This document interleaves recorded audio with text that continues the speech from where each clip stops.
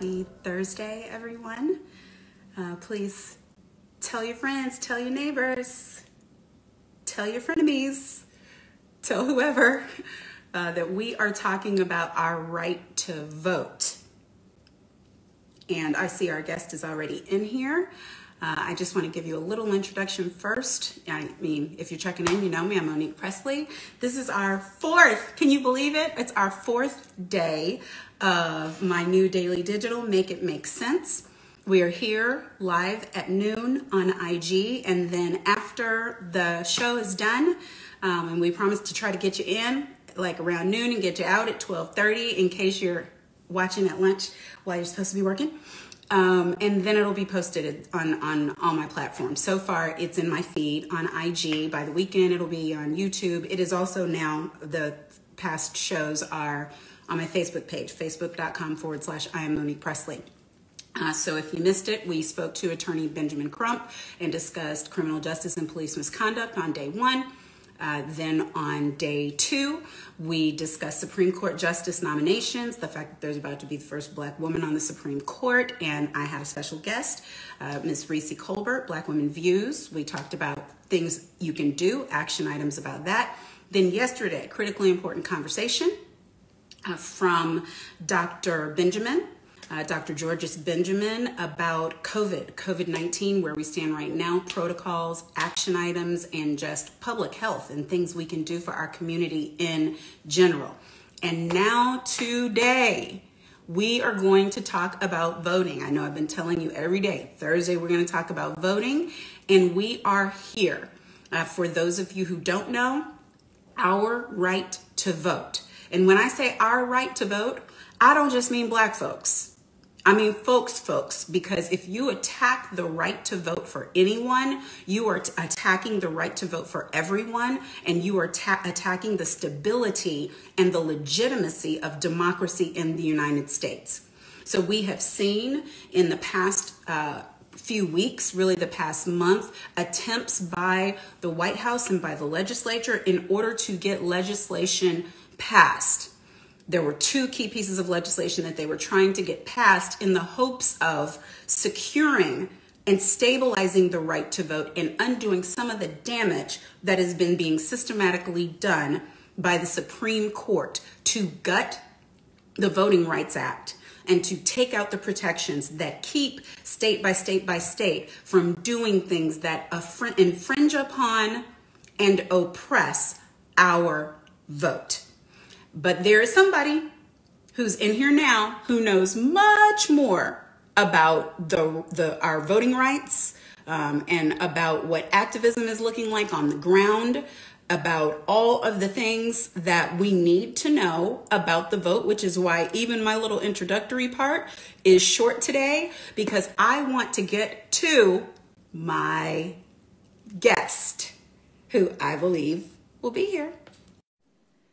So it's my pleasure to welcome the Executive Director of Black Vote Matter Fund, Mr. Cliff Albright.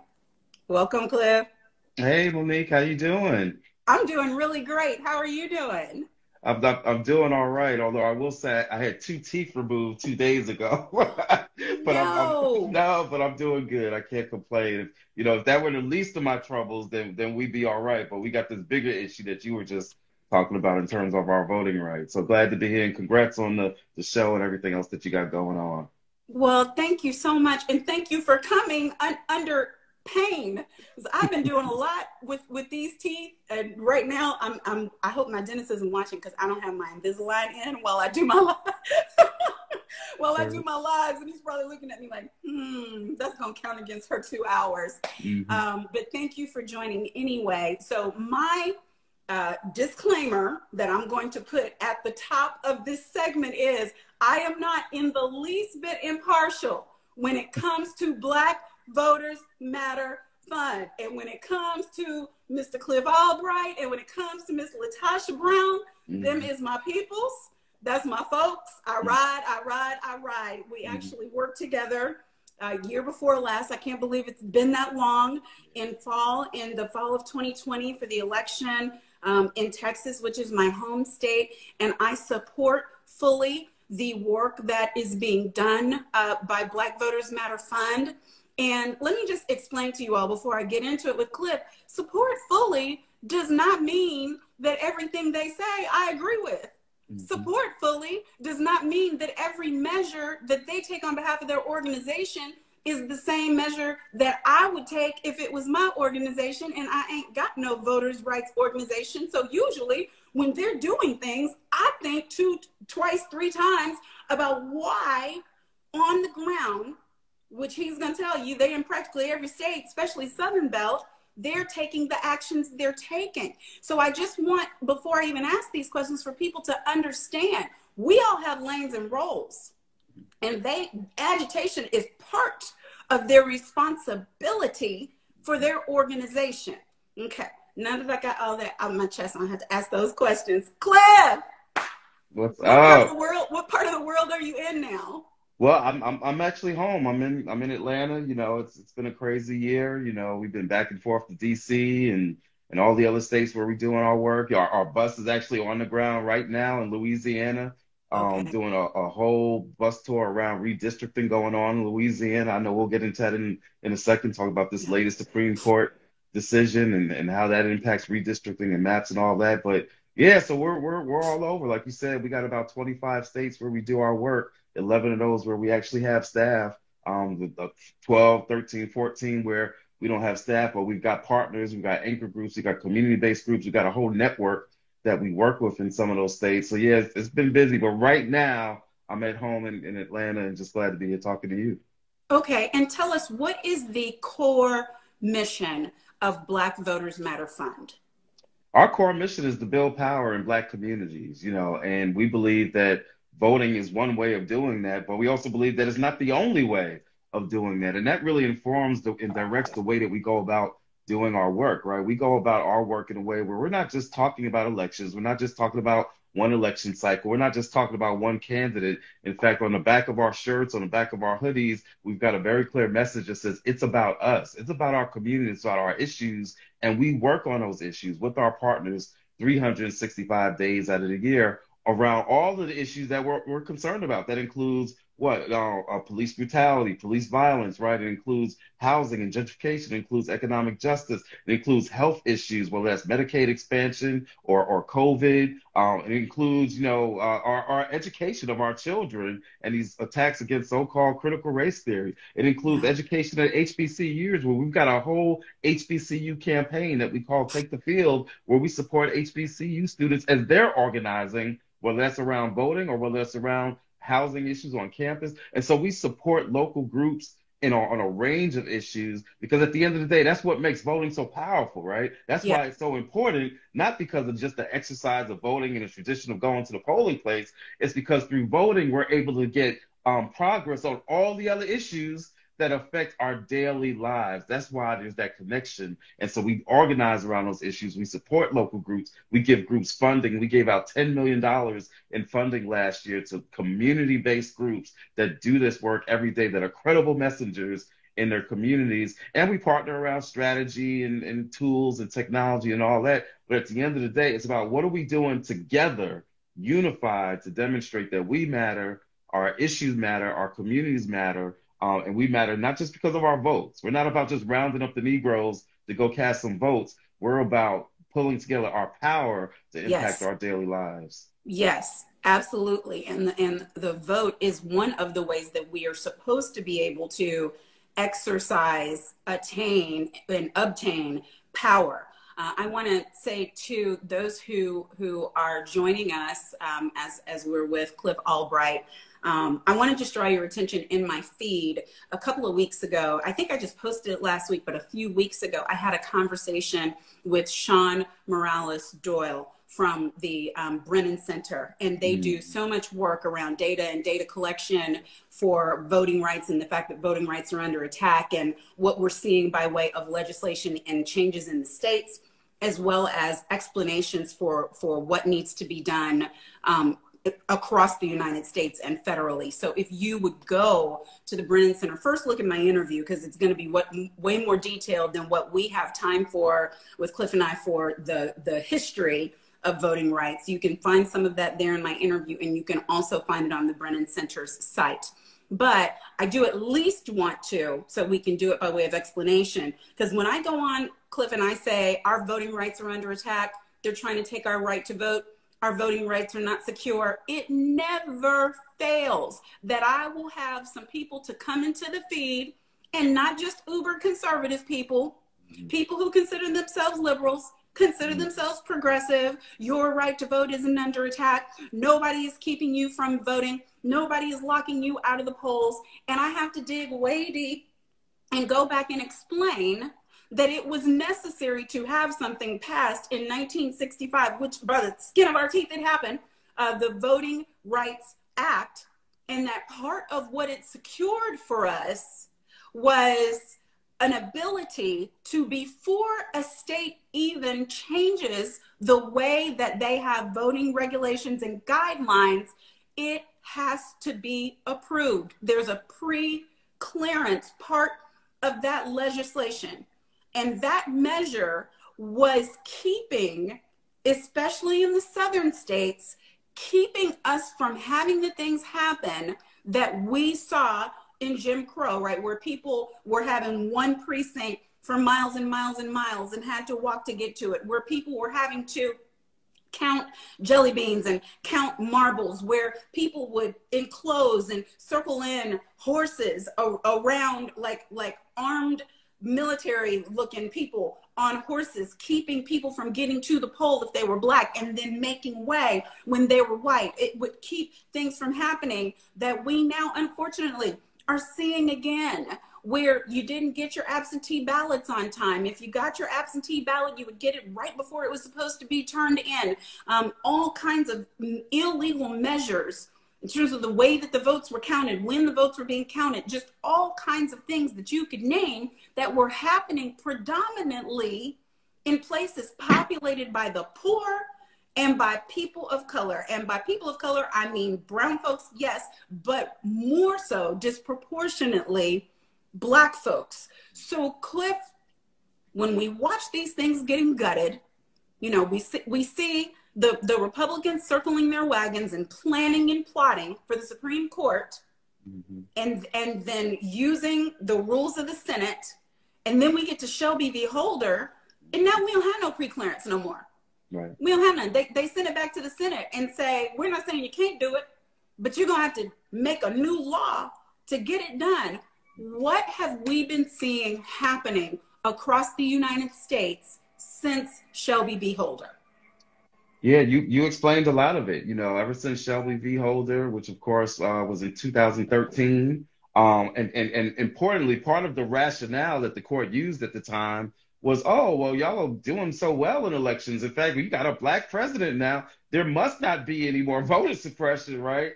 And so they got rid of the pre-clearance. And what we've seen since then was all the things that you just talked about. We saw a wave of photo ID laws. We saw a wave of poll closures, thousands of polling places being closed in some states. We're seeing, you know, the attacks on vote by mail. We're seeing, you know, all kinds of other attacks. And then last year, what we saw was with the Brnovich decision, not only did they weaken Section 5, which is pre-clearance, but then they weakened Section 2, which allows for other forms of enforcement. And that also deals with what we just saw coming out of the Supreme Court this week in terms of the maps in Alabama. Section 2 is part of how they enforce unfair maps that take away Black voting rights. And so in Alabama, where we represent 27% of the population, right? That's more than 1 in 4. What we see is that we've only got 1 seat out of 7 where we actually have a chance of having a Black representative, right? And so we literally have half the representation of what we ought to have in a state like Alabama. And so they proposed maps that would have given 2 seats.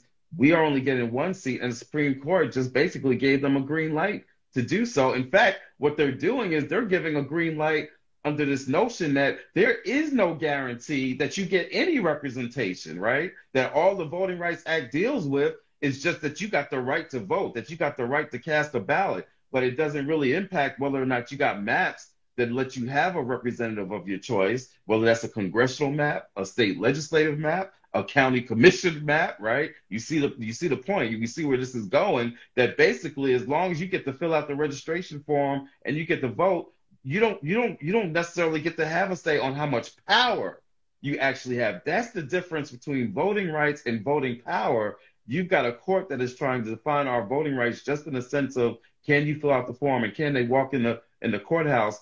Are they still blocking you the way they used to do in the Selma courthouse that we see in Eyes on the Prize and everything? Or are you able to go vote? As long as you're able to go vote, then your power and your representation is not a protected right. That is throwing us back all the way to post-Reconstruction, because you mentioned the 1965 Voting Rights Act. Let us not forget that there was already a 15th Amendment in 1870. Yeah. So some people think that we just been fighting for this right ever since 65. We had a whole amendment, amendment that said the right to vote shall not be infringed on the basis of race, which was created specifically because of the Civil War and because of Black folks needing the right to vote. And yet we still needed to come back with Voting Rights Act in 1965. And now here we are today with that act being almost completely whittled away by a conservative Supreme Court that is very reminiscent to the types of courts we had post-Reconstruction, which is how we got to Jim Crow to begin with. So yes, when you raise that issue, Monique, about our voting rights being under attack, that's not hyperbole. That's not exaggeration. The same things that happened then are happening all over again. History does not just move in one line, in one direction. There are ebbs and flows, and you can go backwards. And we are in a period now where our voting rights are literally being taken backwards. So explain to me, because we're looking at different ways that the vote is being infringed upon and under attack. And I think sometimes people don't even know that it's happening to them. Mm-hmm. So one of these that you mentioned is voter identification laws. Mm-hmm. And to my knowledge, this affects college students a lot, because depending on, they won't accept college ID, but they'll accept whatever. This can affect elderly, especially those who have a hard time getting to wherever they need to get to in order to get, if they don't do a driver's license anymore, they've got to do an ID, and they may not have one of those. I saw a story recently about a woman who had voted in every election. She's like 90 something years old, and all of the steps that she was going through with her granddaughter in order to try to vote. And so can you explain what the issues are there? And we're going to get to, at the end, some action items concerning these different steps. Yeah, I'm gonna go through a couple of the specific issues, but I want to touch on what you just kind of highlighted and you started off talking about, is when we talk about Black voting rights, right? It impacts everybody's voting rights, right? And so our historic efforts ever since we were here to expand the right to vote has impacted everybody. The Black voting rights struggle has impacted the women's voting rights struggle. It's impacted young people that you just talked about. Even the notion that if you're old enough to serve at 18, that you ought to be old enough to vote, that comes out of Black struggle, right? Disability rights, right? Language rights, people that need to get their ballots in particular. Every group benefits from the historic struggle of Black folks to get voting rights and to make this a closer to the democracy that it has always pretended that it is. And so some of those issues that you just mentioned really touch on that. The attacks that they're leveling against us, attacks on vote by mail, photo ID, closing polling places, it impacts people with disabilities, it impacts young people, it's impacting college students, because they know that college students tend to be slightly more progressive than the general population, especially the older white population. And so I'll take for example, in Florida, where I actually just testified in a case. We're suing the state of Florida over their voter suppression bill. And one of the things that they're doing is they've made it more difficult in order for you to even request your vote by mail ballot. Why? Because even though Republicans traditionally in Florida had used vote by mail more than Democrats, in this last election cycle, Black folks and other folks came out and have historic turnout using vote by mail. And so they're trying to attack that entire process. Part of what they're doing is they're saying that you've got to provide this identification, that you've got to provide your social security number or your driver's license number. But guess what? It's got to match what's already on file right? Yeah. It can't just be, oh, I'm gonna do one or the other. You got to provide that which they already have on file. Now, some people may not even remember what they put down when they did their voter registration. But guess what? Like you said, you got some older voters been voting for 40, 50 years who never even submitted that info. So guess what they now need to do? They're gonna have to resubmit. They've been voting for 40, 50 years, but if they try to request that ballot and they don't have the matching number on file, they won't get that ballot. It's not even didn't ever submit. It's, see, people want to act like slavery was so far ago. They Right. want to act like we're not in the vestiges of it. That's These right. people do not have That's right. original birth certificates. That's right. And cannot get them. That's right. So you're talking about people on whose backs we have a country who are being prevented from voting because they cannot access records that they were not permitted That's right. to have. That's Because right. when they were born, like an X was marked That's in right. a paper ledger that reflected colored girl. That's right. That's right. It's like so. And they're still living. That's right. I'm so hyped, but okay, go ahead. Yeah, this is not ancient history that we're talking about, right? This isn't even just history book stuff. This is stuff that our parents, our grandparents have had to deal with and that we're still dealing with today. And so this is very real time. And that's just one example of the voter ID stuff. We've got attacks on drop boxes. They're trying to limit drop boxes. In the state of Texas, you had a whole attack. They created a whole, in your home state, they created a whole bill targeting what the elected officials in Houston and Harris County were doing, which were common sense approaches that led to historic turnout because they were doing things like, in the midst of COVID, doing 24-hour voting and voting by car and drive up and all that stuff, and it worked. But Cliff, do you remember when it was like 2 days before we got there in 2020 that Governor Abbott had changed it for Harris County in the middle of a pandemic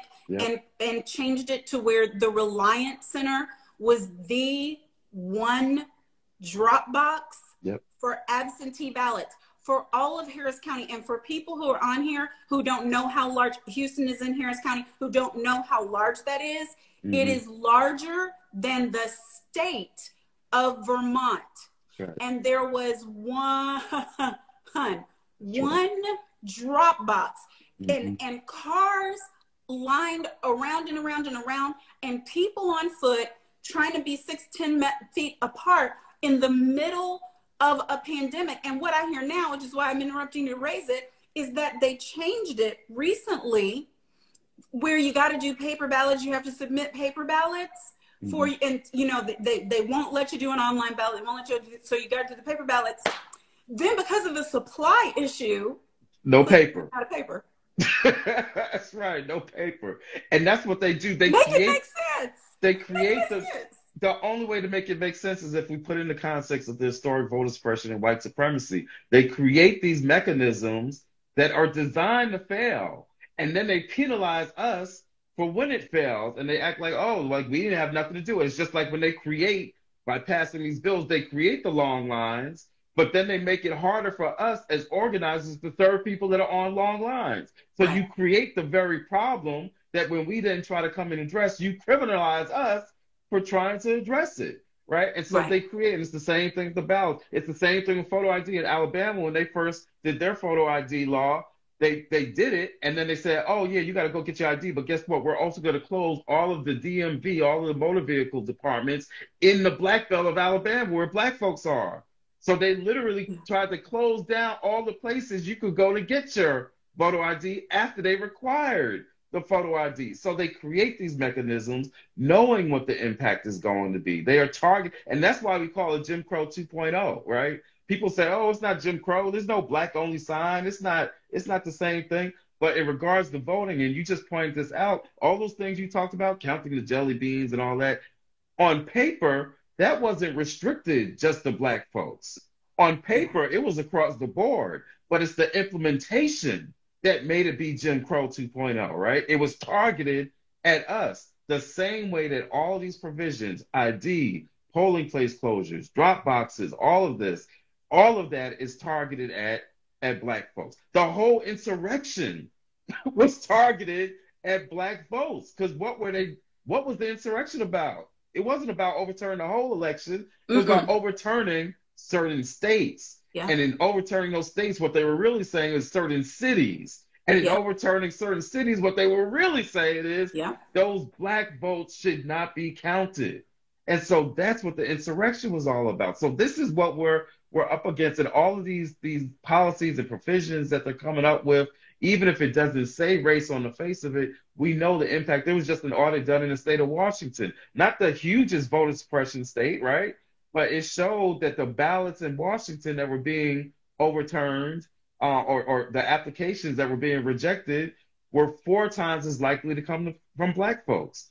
In Georgia, we just showed in 2021, the most recent election, that because of the new Georgia voter suppression bill, you had a rate of denying black ballots that if that law had been in effect in 2020, it would have impacted 3 times as many votes as those 11,700 that Trump was trying to get them to find when he lost Georgia. So in other words, if this current bill that's in place now had been in place in 2020, Trump, the orange man, would still be president, right? This is real stuff that we're talking about. So and it's having an impact. It's already had an impact on elections, and it's got the potential, combined with now these new maps and that gerrymandering and the Supreme Court decision, it's going to have a huge impact on the upcoming elections in 22, as well as the next presidential election in 24. That's why we need federal legislation, and why Black Voters Matter and our partners are saying, I don't care about the vote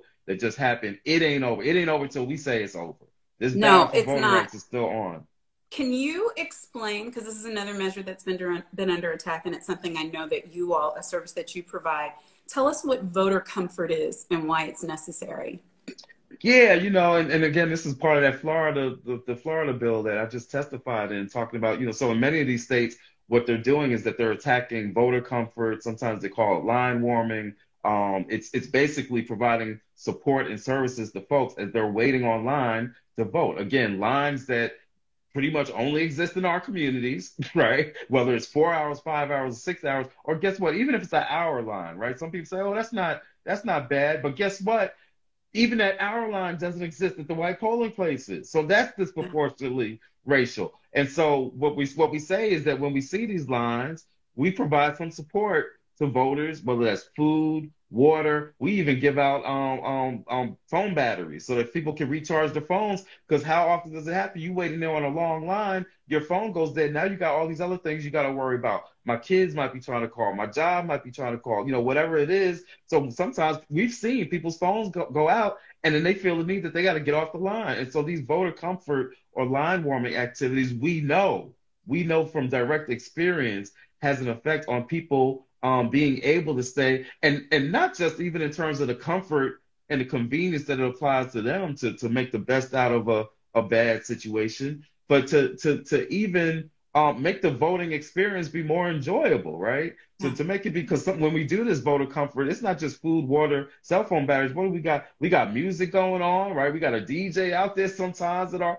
poll. You've seen it, right, Monique? We got fun stuff going on. We got games sometimes, a jumpy house or something, so the kids got something to do, right? So it's about the whole experience. And we've seen it where what it does is where people will even call up while they're on the line. They'll call up their friends and be like, yo, you know what they got going on down here? You better get down here and come vote, right? And so it's about the entire experience. But yes, it helps people to stay online, to be able to cast that vote. And again, these are lines that have been they're not natural disasters. These are man-made intentional disasters that only show up in I had to wait for hours. I've got a son who literally had to stand in line for 6 hours in Georgia to vote in 2020. And that's not an isolated incident. So this is real talk that happens in our communities, and line warming and voting comfort is a big way to deal with that. But they have tried to criminalize it in states like Georgia and Florida and some other states. Right. And here's and I guess one of the things I think about, especially in places like Houston, extreme heat, or other places that have extreme cold, it really, if you think about people who can pass out waiting in line, just Okay. trying to exercise a right, a constitutional right to vote. But you know, for everything that you guys do with voter comfort, I know one thing you don't do. You don't tell people how to vote.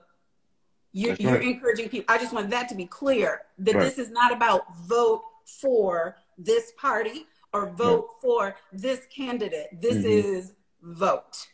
And that's a part of the voter suppression too, because we've had it where we've been harassed while doing voter comfort just because we have on our shirts the same image that you see behind me on those signs. All it says is Black Voters Matter. That is not a partisan message, right? That is not a pro-candidate message. But some people look at it and they say that it's inherently dangerous or it's inherently partisan. Just like we saw the other day, I saw a post the other day about a sister that was almost couldn't compete in a swim match because she got on something that says Black Yep. Lives Matter, right? Yep. So you got people that try to treat it that way and will say you can't. We've had voters trying to wear their shirts and go vote and be told you can't come in and vote because you got that shirt on. Not their candidate on the shirt just says Black Voters Matter, but they're told that they can't go vote. And so, you know, that's part of the intimidation that happens a lot of times when you have these anti-line warm and anti-voter comfort laws. It creates more of a framework which lets poll workers and law enforcement then intimidate and try to harass our workers, our partners, or even voters,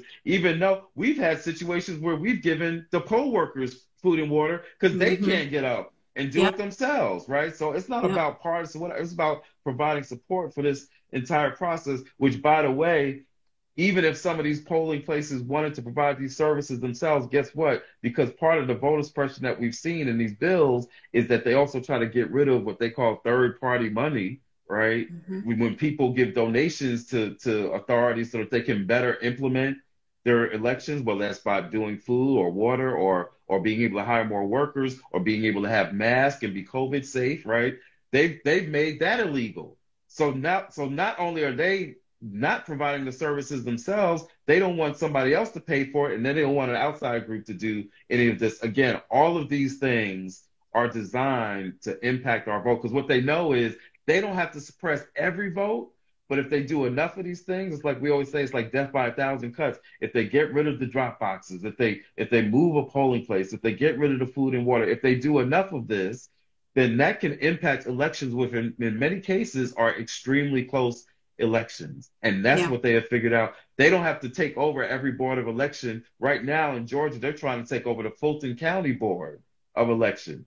All you need is one county Yeah. to say that you're going to get rid of some of these votes, and you've just now changed the results of an election. So we are in very, very serious times, and we've got to have a different kind of conversation, even beyond passing these voting rights acts. Definitely beyond just mobilizing voters, because we can't out-organize this voter suppression. But No. we've got to have a conversation even about what does democracy even mean? What does majority rule even look like in Yeah. a true democracy? These are kind of the conversations that Lonnie Guinier tried to have and should have had a hearing to have 30 years ago, where we could have Yes. talked about what structural changes do we need to make to notions of majority rule and to representation. We've got to get beyond just talking about voting rights and talk about the structures of this democracy and reimagine and reshape all that. That's the only way that we're going to be able to get the power that we really need and deserve. Well, and that leads us to our last area. And guys, I forgot to remind you, but because I see some questions going by, if you have a question, use the question icon, because I'm here listening to my guest just with all my eyes and ears and attention on him. So stick it in the question icon, and I'll try to get to it at the end. And I have pinned a tweet with a way that you can support Black Voters Matter, and you see that that's their IG handle that's in the pinned tweet. So please follow them there. Support any way that you can. But Cliff, what we gonna do? Because Yeah. I hear you that Mm-hmm. we do need to be having these bigger conversations, and there Mm-hmm. certainly is a lane for that where advocacy that is big A advocacy Mm-hmm. is important, where we are trying to reconfigure, and maybe not reconfigure, but get that back to the original configuration of what it meant to have a democracy, and how and what is necessary in order to course correct, in order to get back, at least on paper, to what that looks like and put those guardrails in place. But if you could tell us, because I believe that there are local measures that any single person who's on here can do, and then there are things that need to be done on the state level, and then there are things that you all are fighting for in your organization and others on the federal level. Just give us what those things are. All right, so let me start off with big picture in terms of the advocacy. You mentioned our pinned tweet is there. You can follow us at Black Voters MTR. Text us, text voting rights to 25225. That spells black. So the number to dial spells black is 25225, and the message is voting rights, and that'll get you connected so that you can see, so that you can take a pledge and see how you can get involved. We have action steps that people can take. We're actually going to be doing a major campaign, 1 million voters for voting rights. 1 million for voting rights that we're going to be announcing on February 21st. That's John Lewis's birthday. May he rest in power. And also, we're going to be doing some big stuff when we go to Selma this year. And I hope you'll be there too, Monique. When we go to Selma for the annual Bridge Crossing Jubilee, the commemoration of Bloody Sunday and the Selma to Montgomery March, we'll actually be leading one of the days of that march reenactment on Wednesday the 9th. That's after the bridge crossing on Sunday. As we start going towards Montgomery, we'll be in Lowndes County on that Wednesday doing some activities, historic Lowndes County. And so lots of ways for people to get plugged in terms of the battle for voting rights. At the local level, and some of that is at the local level because it involves doing local actions, at your state capitals or at your federal representative, your congresspeople's office or whatever, but also even more locally, because some of these battles are about what's going on with these county board of elections, what's going on with your local board of elections. We say election protection isn't something that only happens on election day.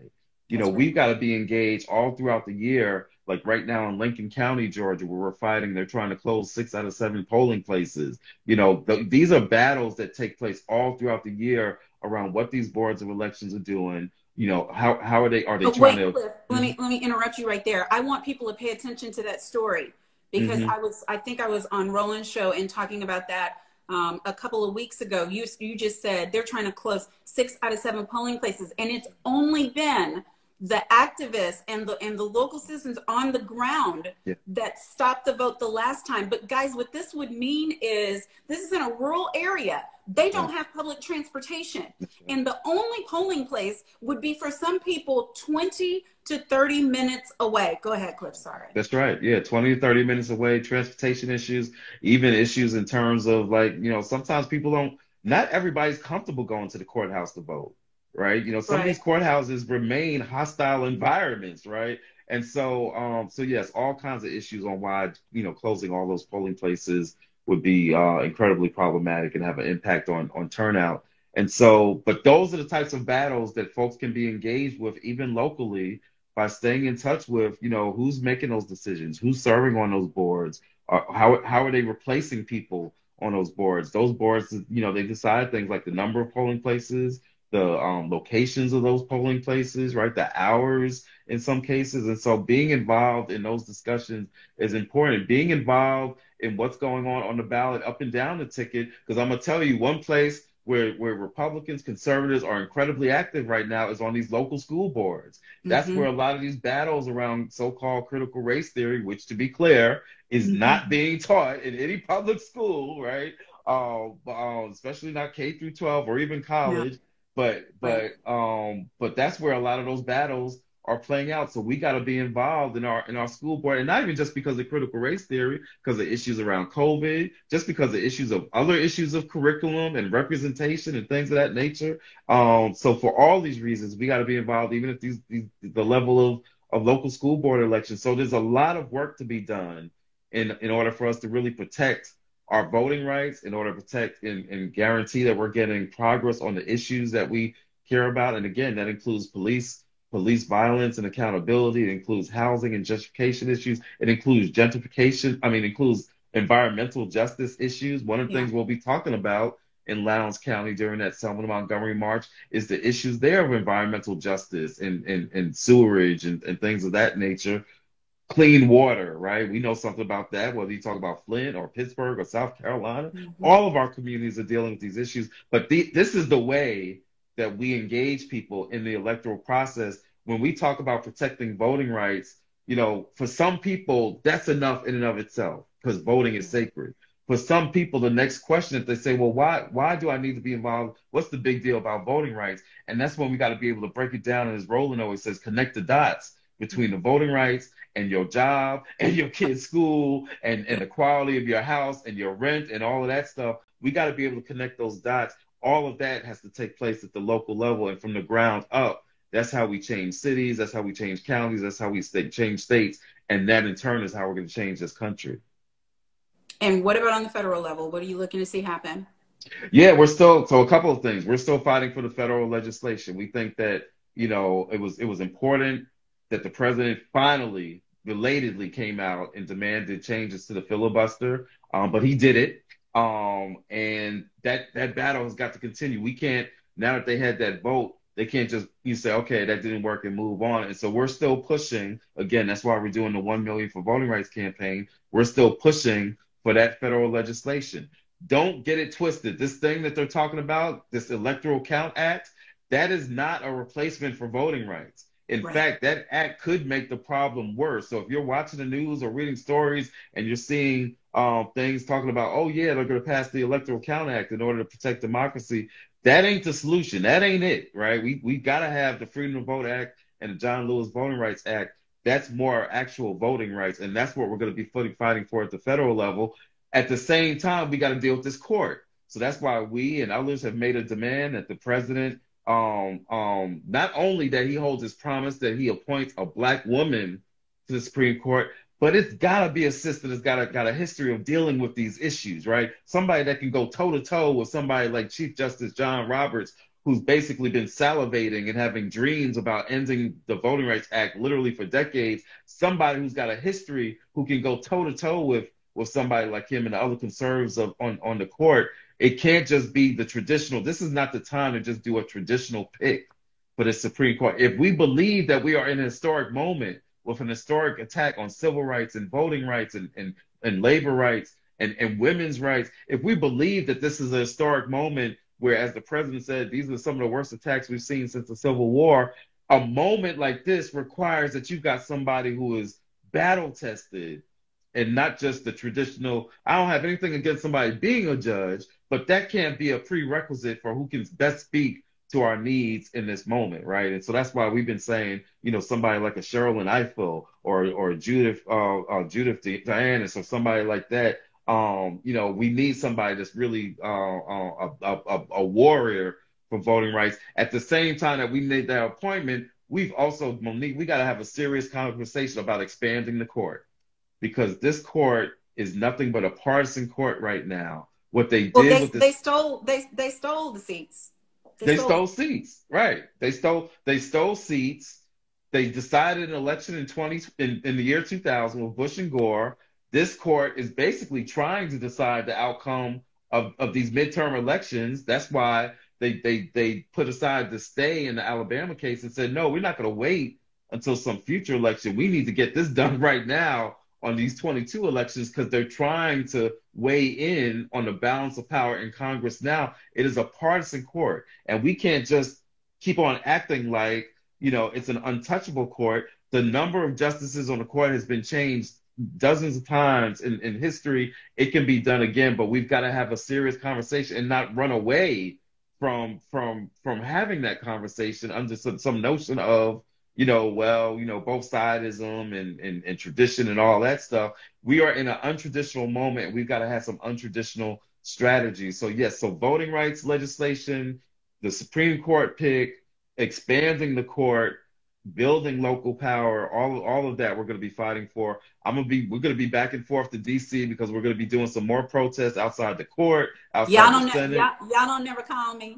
I talk to you got an open invite. You got an open. Come on, get on the bus. You come to my hometown. I can't be hospitable. Nothing. You come here, you go protest, you get arrested, and then you leave. And then we out. That's right. That's right. Well, next time we come up, as soon as I get out of jail, I will call you up. Thank you. I got bail money. I'll be ready.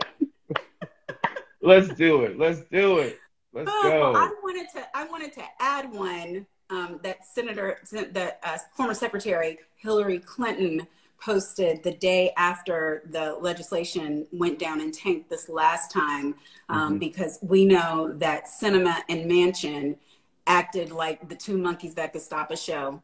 And a way to prevent that is to support senators being elected that can make their 2 votes against the changes to the filibuster irrelevant. That's right. So y'all know now, Brother Albright and them and their 501c3s and C4s may not tell you direct, like I'm gonna tell you to go look at Val Demings and support. Go look at Charlie. Oh no, we'll tell them. We got a pack too. I forgot you got a pack too. So for me, those are things you also guys can do, even if that is not, if it's not Senate seats in your state, your money can go there, your voice can go there, because by the next election, we could be in a different position. Even if we can't get anything to happen before the midterms, we could still win some seats in the midterms that will make things much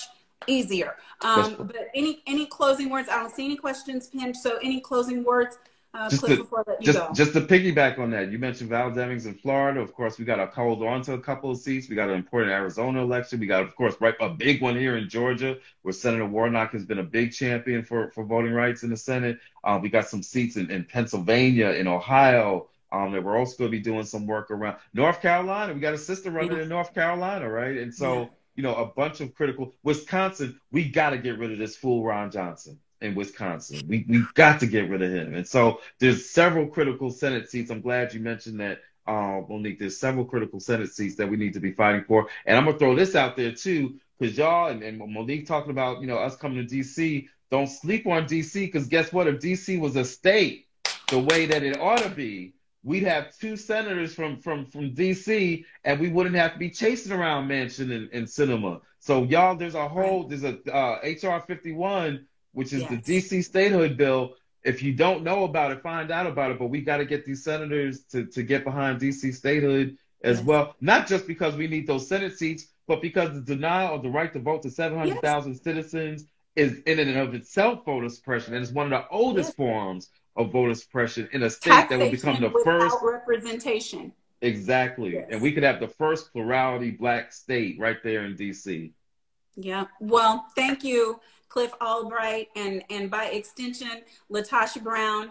And thank you to Black Voters Matter Fund. And thank you for all those who support Black Voters Matter Fund and all the work that they do. Thank you for giving us this time. I'm going to be calling you again and again and again. But I so appreciate you explaining these things in detail for us, because if there's anything more than anything else we need for it to make sense, we need for our vote and the fight for the protection of our vote to make sense. So thank you so much, Cliff. I appreciate you. Thank you. And thank you for helping to make it make sense. Thank you, Monique. All right. Bye-bye. Bye-bye. Can't stop, won't stop. Can't stop, won't stop. So guys, I hope that you enjoyed today and today's interview with Cliff Albright, who's the executive director and co-founder for Black Voters Matter Fund. Look them up, look up their organization, the work that they're doing across the United States. Support if you can, any way that you can. And then also, as he said, do your part.